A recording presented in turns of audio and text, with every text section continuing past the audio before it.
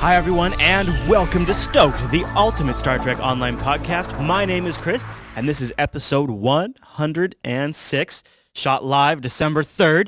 Good morning to everybody in the jblive.tv chat room, and all of the awesome folks dancing behind me on Andoria. We've packed instance 1 of Andoria, and we're having a dance party while I do the show. And of course, the jblive.tv chat room is in here, keeping me on the straight and narrow path of STO, always fact-checking me as I go. Now, we've got a big show for you today. Third part of our STF revamp, because you know these new STFs are coming to the game. We're going to give you all the details on how to play them right. And if you're watching on live stream, you get to watch me die getting the footage for them. Hopefully I'll do better this week. Maybe you saw the outtakes from last week's episode. Then in the news roundtable, that's right, we're bringing back the news roundtable, and we're going to discuss Season 5. And I'm putting in air quotes because personally, I was hoping that Season 5 would be all about fleets. I think some of you out there were hoping Season 5 would be about fleets as well. Fleets and UGC are like the most important things I feel for a healthy community right now, or that would help foster a healthy community, and they're both being kind of ignored. I guess when you look at all of the things we got in Season 5, it makes sense to call it that. It helps us give it a context, you know, with the DOF system changes and there's so many different changes that went into what they're calling Season 5 that I get it. DOF system, revamped STFs, the event system, KDF Academy and Starfleet Academy, even though we kind of had those before. The KDF starting level has been raised. Of course, we have space skills revamp. Transwarp to mission buttons have been added. The new mission dialogues have been added. All of the polish, dilithium, and this exchange, or the conversion to dilithium, all of this been around, all of that. I mean, obviously, that's enough stuff to justify a Season 5. It just didn't register with me as Season 5 for some reason. It registered with me as a big update. And I get it. I get from a marketing standpoint where they want to do it. I get it from something to call it. I get it. I just wanted fleets, you know? I wanted these great community things that are happening behind me right now to happen on a regular basis. You know what I'm saying? I want something where the community can self-sustain. The Foundry could be that, and fleets can be that. They just need more love. Maybe we'll see that in Season 6. That said, Season 5 is packed full of awesome goodies, so we're going to dig through all of those in the news roundtable coming up in the next segment. Overall, I think I've seen more people playing in the last weekend now than I've seen on in weeks. The hype level feels like it's there again. People are excited about the game. People are dancing behind me. More people than we've had in a while show up to one of these things. So all in all, I think it's a positive thing. Now, we've also gotten some other positive things. An old name, an old friend has returned back to Cryptic. And I think a lot of you thought this was just a rumor, but it's true. Daniel Stahl has returned. Wait, or is it Derek? Was it David? Chat room, was it? Oh, chat room says, okay, yeah, it's Derek. Derek Stahl has returned. Some of you might remember that he used to be, I think he was in charge of sandwiches, and then he left to go to Zynga. Turns out Zynga is a horrible place to work, so now he's back at Cryptic, which is awesome, because I hear from a lot of people that Cryptic's pretty great. So that's cool. And then also we've had some other community changes. Some of you might be familiar with Brandon. Brandon used to write for Massively, and he was also the guy that kicked off the Priority 1 podcast. He's now becoming STO's community manager. Brandon, we should talk. And then also Terry Lynn. Some of you might know Terry Lynn from Podcast UGC. She's taking Brandon's spot at Massively. I think she's also continuing to do Podcast UGC. So congrats to them, and the chat room saying congrats too. Because, it's always awesome when you take someone from the community who you know has a track record of having the game's best interests and then integrate them into the game where you can take their ideas and their enthusiasm, which you cannot underestimate how important a lot of enthusiasm about a project is to a team culture. So these kind of additions are always great. Curious to see what Stahl is going to do when he comes back. From my understanding, not much with Star Trek Online. He's going to be working with the other games. I've heard some rumors that he might be working with the Foundry, but I don't know how much that's true. But from my understanding, not much involvement with Star Trek Online. Let's see. Was there anything else I wanted to mention? No, I think that's it. So before we go to the news roundtable, I don't have a sponsor this week. I'm not making any money this week on the show, but that's okay because I made a video for you guys and I want you to go check it out. Go over to jupiterbroadcasting.com, and when you're over there, check out this week's episode of An In-Depth Look. It's about setting good passwords, people, and I am taking this on as a personal cause. with my other shows I do, TechSnap and Linux Action Show, something that has become so abundantly clear to me is good passwords are the difference between getting hacked or not. Think about it. If you use the same password on every website you use or several websites, all it takes is one of those websites to get leaked, and then you're screwed. I used to have a Gawker account, and then Gawker got hacked.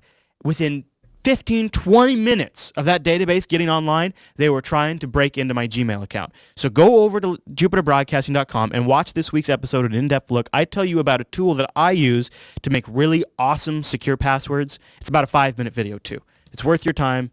It's worth doing that. Having a good password today and having different passwords for every service and site you use is just as important as having a firewall on your internet connection. So I wanted to get that out there because I just feel like there's a void in this. Nobody's addressing this important subject, and it's such a pain in the ass to have a good password, and this tool I talk about in that video will help you do that. It makes it stupid easy. So go check that out. It's this week's episode of An In-Depth Look, which is a new show I'm relaunching, which you would know about if you sign up for the Jupiter Signal. Go over to bit.ly/Jupiter Signal, I believe it is, or just look in the show notes. There's a spot to sign up for the newsletter. All right. Well, guys, what do you think? Dance party's still going. Chat room's still rocking. That must mean it's time for the News Roundtable.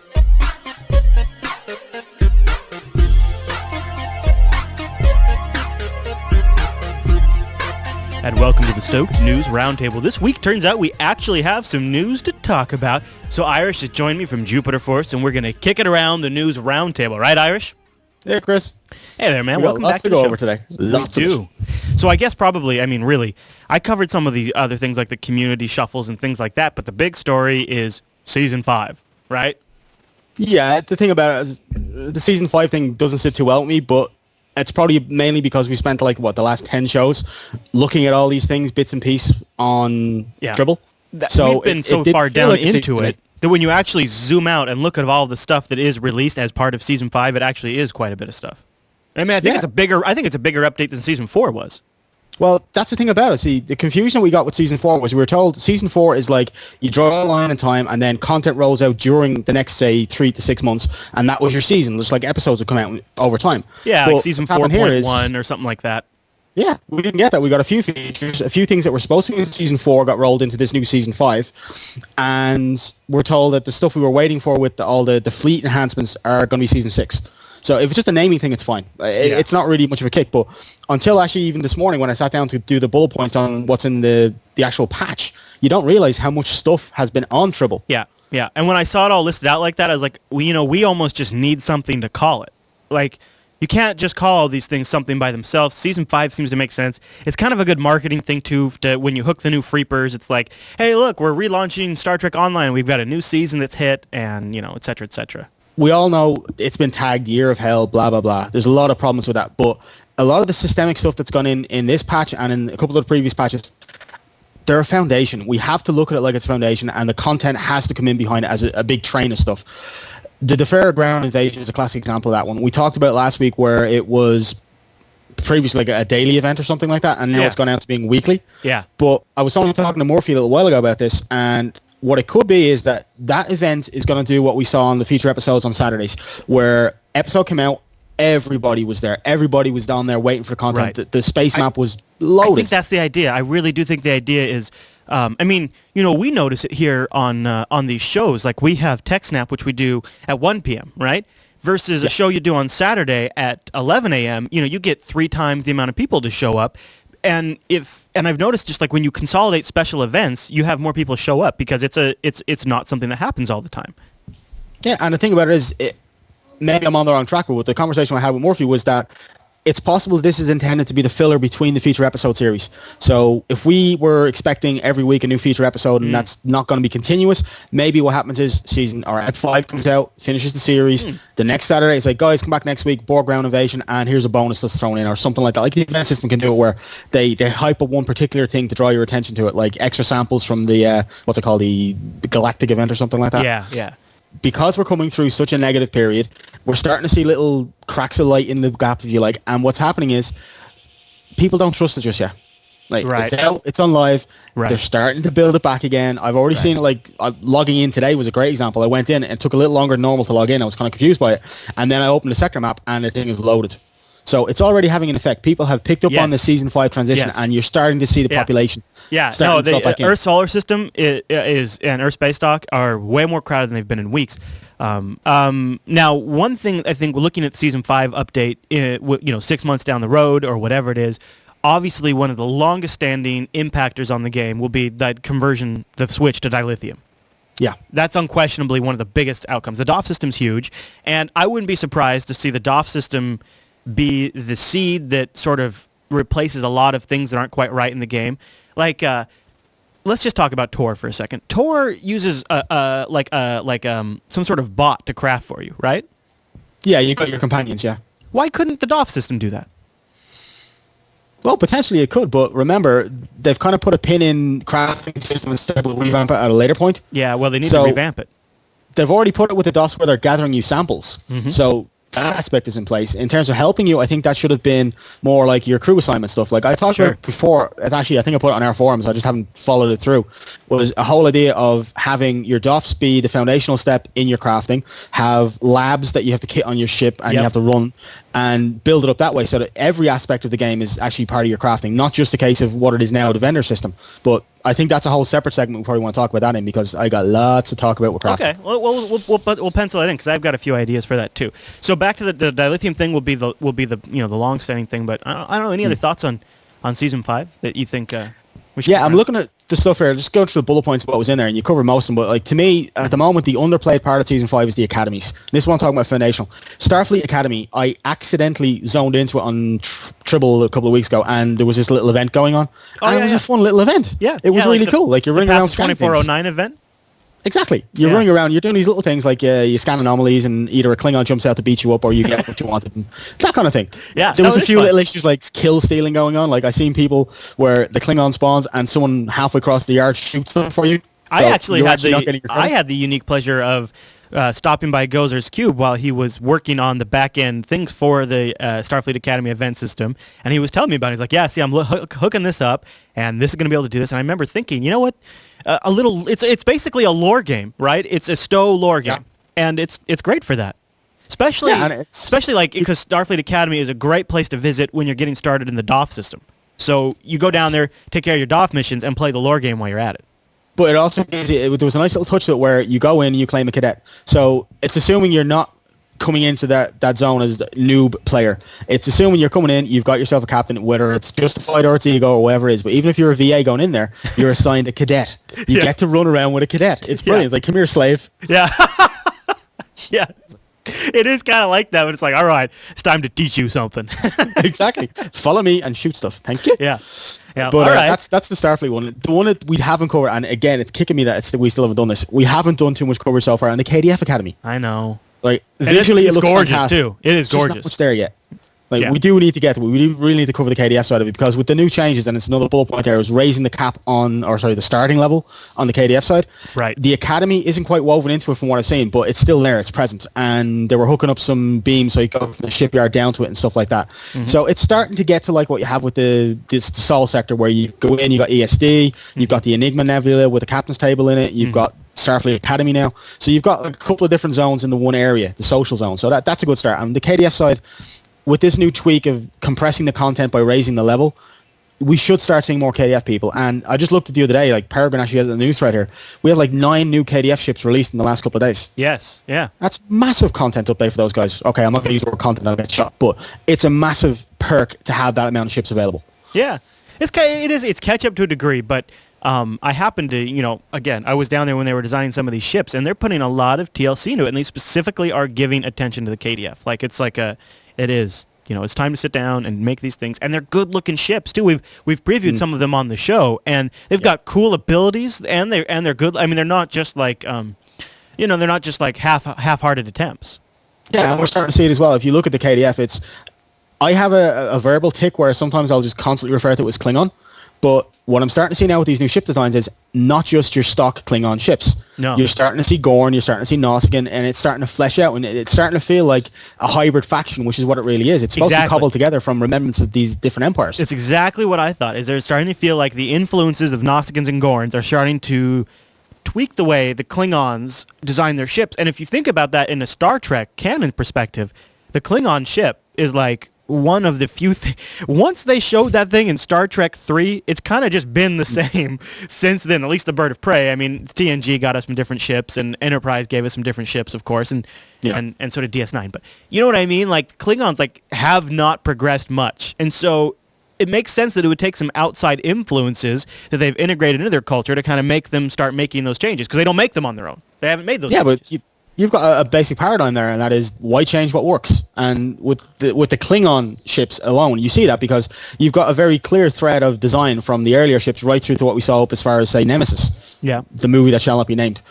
But I like what's happening with these ships. Like, I know Logan's he's probably grinding his fingers out to nothing doing these things, but some of these ships are coming out and they have a very clear, it's almost like, I'm gonna use another one you're not gonna like now. George Lucas comments about Indiana Jones. Indiana Jones was meant to be a character that you could tell from the shadow, the silhouette of the character alone. Oh, okay. And that's very true.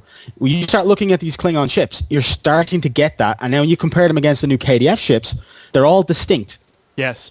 Especially that new the Ning Tao, is it? That has like a what we call a Klingon X-wing. Yeah. Right. It's a very distinctive silhouette, right? So it's starting to happen to the point where a lot of people have said we focus too much on the Fed side of things. We don't focus enough on the KDF side. And that's something I think we can start redressing the balance with when we have these new zones and we have tons of new ships to go over. Word. The only, I'm not going to call this a bug. There's a little typo. And someone please from Cryptic pick up on this. When you hover over the create content button, it spells Foundry Foundaray. It's like Foundary. Yeah. Yeah, it's like, it's teased me that it's grayed out and then it's spelled wrong. There you Not go. happy. But either way, it looks like it's a lot better this time in terms of how smooth it's been season 5 hitting the Foundry. It's still a little bit of a kick that the editor's off. I heard a comment before this, I got a tweet about it, that it possibly is delaying Reunion. That was supposed to come out Christmas Day, but I will get more detail as that comes through. Okay. But overall, it's been a nicer role than it has been for season 4. Yeah, it definitely has. It definitely has. Now, one of the things I have noticed is sometimes we say that on a Saturday, and then the weekend happens, and the forums blow up, and then by Tuesday, there's been some massive issue discovered. So I always withhold, but so far, it does seem like one of the smoothest deployments they've had yet. Yeah, I'm quite happy with what I've seen with it so far. Like, obviously, I don't like the fact that the editor's offline, because the first thing I want to do is go in and see if there's any new toys, but that's so be it. Yeah. Cruising through here, there's a couple of comments in these news threads about like the winter holiday events. We got a little bit of a tweet leak on that where it looks like it's was a race through Q's Winter Wonderland, which next one here, I know you probably don't want to talk about, but ESD signs. All right, let's talk about it. No, we can talk about the ESD signs. So how are you feeling? You feeling like you still hate them? I didn't entirely hate them. I hate the crayon one, like the ship, and they've changed them. They've actually updated them. Like, it's now an outline of a galaxy for the shipyard, which makes sense. It's a galaxy class. It's a silhouette. Again, a classic example of the silhouette idea. I can identify it straight away. Hey, that's a ship. Yeah, the Admiral is still a little Fed icon. So, they're improving all the time. It's just, I think maybe the way we expressed ourselves wasn't quite, I wouldn't use the word professional enough, but more, it wasn't considerate enough. Like, we just literally went, oh, my 5-year-old did that with a crayon. Like, people reacted badly, and the backstory is that I believe that work was done because they identified they want to keep free-to players, they want to keep them rooted where they're supposed to be at and be able to find things so they don't get lost. And then some of the guys over the weekend just kind of volunteered to get that done to help with that project. And then we kind of blew up at them, but actually we were pretty good on the show. Really, the show wasn't too bad. It was I think it was just overall the discussion, the way the discussion kicked off, and that maybe we set the wrong tone or something. It was just a case of. It's a straw that broke the camel's back. Like, there was a lot of stuff, and we were trying to follow it as well as we could, and then that one just came along. We're like, oh, seriously, guys, come on. Yeah. But anyway, hands up. We're a little later on it. The cause to that is that the new style, right? You go from Stahl's style of open communication to D'Angelo's style of communication in these controlled bursts, and what happens is sometimes the impression is, well, you guys didn't plan for this. Like, it just doesn't seem planned, and I think that's why Stahl made that pivot from Zink's approach to being more open, because that way people weren't getting surprised and having these negative reactions. And now we've pivoted back again. And maybe that's good, maybe it's not, but... I think that's something we're not going to really know until I'd say realistically we're probably talking next summer, because at that point we'll have had another 6 months in the current system with what we're expecting to be an avalanche of content.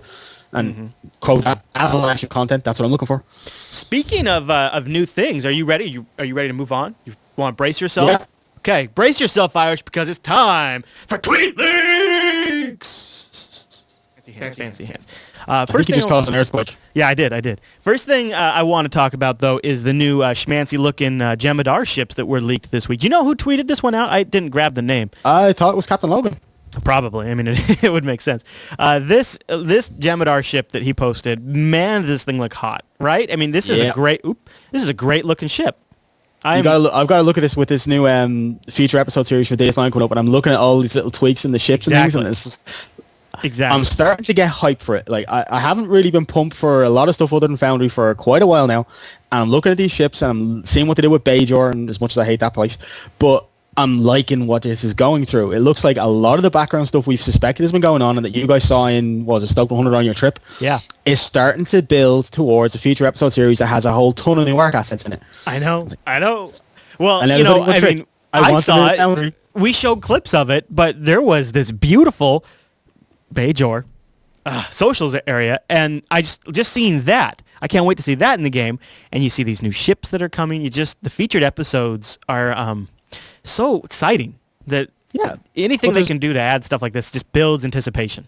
You made a comment there 2 weeks ago about this is our only real source of canon Trek in the Prime universe right now. Yeah.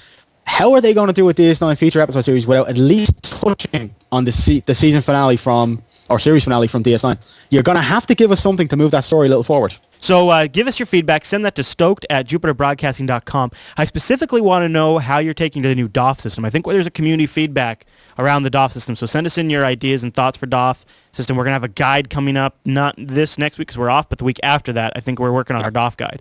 So if you've got any questions for that or anything you want us to work into that guide, email that into STOked@JupiterBroadcasting.com. All right, Irish. Well, I think that's everything. Yeah? Yep, that'll cover us, but we have a few more pieces to cover. There's a lot of news, and there's a lot more on the way. Yeah, and with all of that done now, it's time to jump into that last STF revamp, Khitomer Accord.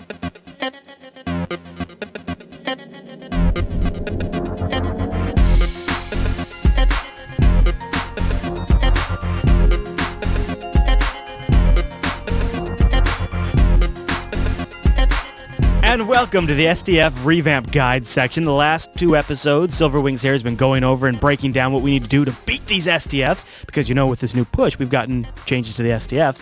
Now he's here to join us for the 3rd and final one, and he's going to break it down into space and ground. Hello, Silverwings. Welcome back, sir. Greetings. Okay, so this time we're going to dive straight into the new changes now that the free-to-play has gone to holodeck. For those who are familiar with Khitomer Accord, it's the same space map to begin with. We have a gate on the left and a gate on the right, but the revamp to Infected is the same as Khitomer Accord now. We have, for each gate, 2 transmitters, and each transmitter has 4 generators. And it's just a systematic approach of dealing with the generators, then the transmitter, then go over to the other set, do that, and then take out the gate, and then repeat a second time. For those who are familiar with Khitomer Accord, we will have probes coming through the gate systematically. I haven't timed it exactly, but it looks like they come through every minute or so from both gates. So it's down to maybe one person to go backwards and forwards and take out the probes and just make sure that they don't get to the vortex. The optional is in the time limit not to let a single probe reach the vortex. And the confusing thing is, again, this is part of the old Khitomer Accord, is if 10 probes get through the vortex, then it's game over completely. And so people might be confused when they enter in and they think they failed the mission because the optional objective text is in red. I don't know if they will change that at a later date, but that does confuse people. Yeah, I can see that. Once each set of transmitters is down and both gates are down, the optional loot, in case anyone does wonder, appears above the vortex. So don't feel, oh no, where's my loot? It is there, safe and sound. Find it. Yeah. And then the final part of the old Khitomer Accord immediately takes over from that. So Denatra will appear in her scimitar and do her thing, what she does best, decloak, hit you, run away. But this time, you only have to kill her once. So she doesn't decloak every 25% and then come back full health. It's just a matter of knocking her down. A little less obnoxious that way, it sounds like. Yes, a lot less tedious. Yeah, tedious. Yeah, that's a good way to put it. But I think the strategies anyone has for infected, so tractor beam repulsors. I'm loving theta radiation off the Klingon side. Awesome ability. Yeah. Warp plasma. Yeah, abilities like that. Anything pushback or the graviton pulse generator that the Klingons have as well, or the barrier. Yeah, barrier. Again, yeah, I can see that. Lovely ways of stopping ships from just going anywhere. All right, so that's the space portion of it, but we do have the ground portion. How much change has that had? Ground is practically identical to the old Khitomer Accord. Almost exactly the same. This time you beam straight to the base, so you don't deal outside anymore. And it's just a question of going through the base. The optional begins when you're about to enter the power room. So you have the 6 power nodes. Right. If anyone's familiar with that big room that's on three levels. Mm-hmm. And the time limit is 15 minutes to destroy both IMR generators. So in that time, you will need to kill all the Borg, disable all the power nodes, and then blow up both IMRs in the time limit, which is doable if the team works, Together, efficiently as a team. They will get that fine. And then the only tiny difference is when we get to the Borg boss, he's no longer 6 of 10. He's now Tosk of Borg. Ah, he's got a name. Yeah, he does look subtly different as well. And that's really it. The Khitomer Accord has had very little change to it, but it's still nice, short and sweet. All right, Silverwings. Well, thanks for coming on and getting us all up to speed on the STF revamps. Oh, hi, you guys. So I'm sitting here in the editing bay. That's why you don't see my face right now. And I just realized we have a technical snafu with our community feedback segment. And we had this great interview with Al where we talked about Voldemort and we explained some of the details behind it. So what we're going to do is I'm going to fix that up and I'm going to release it next week. So instead of taking the week off like we'd originally planned, I'll have this fixed up and published on the website. So on the 13th, go over to jupiterbroadcasting.com to grab our interview with Al and learn all about Voldemort and also some of the details behind the new holiday event which should be coming out this week. Al was kind enough to share some of the behind-the-scenes deets, and we got those. So tune back in over at jupiterbroadcasting.com on Tuesday the 13th. Sorry about the delay, but trust me, it'll be worth it.